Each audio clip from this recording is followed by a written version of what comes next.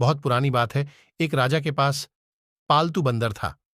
राजा उस बंदर पर बहुत विश्वास करता था, क्योंकि वह बंदर राजा का भक्त था। बंदर राजा की पूरे मन से सेवा करता था, लेकिन बंदर बिल्कुल मूर्ख था। उसे कोई भी काम ठीक से समझ नहीं आता था।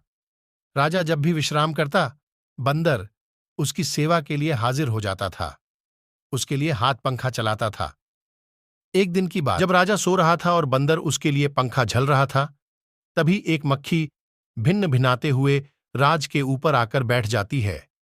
बंदर उस मक्खी को पंखे से बार बार भागने की कोशिश करता है, लेकिन मक्खी उड़कर कभी राजा की छाती पर, कभी सिर पर, तो कभी मुंह पर जाकर बैठ जाती थी।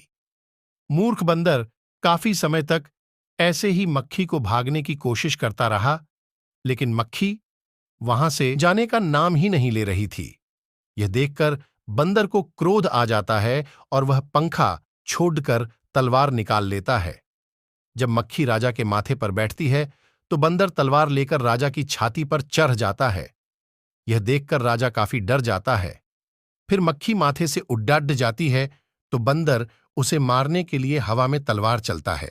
इसके बाद मक्खी राजा के सिर पर जाकर बैठ जाती है, तो बंदर के तलवार से राजा के बाल कट जाते हैं, और जब मूंछ पर बैठती है तो मूंछ कट जाती है। यह देख राजा कमरे से जान बचाकर भागता है और बंदर तलवार लेकर उसके पीछे भागता है। इससे पूरे महल में उथल पुथल मच जाती है।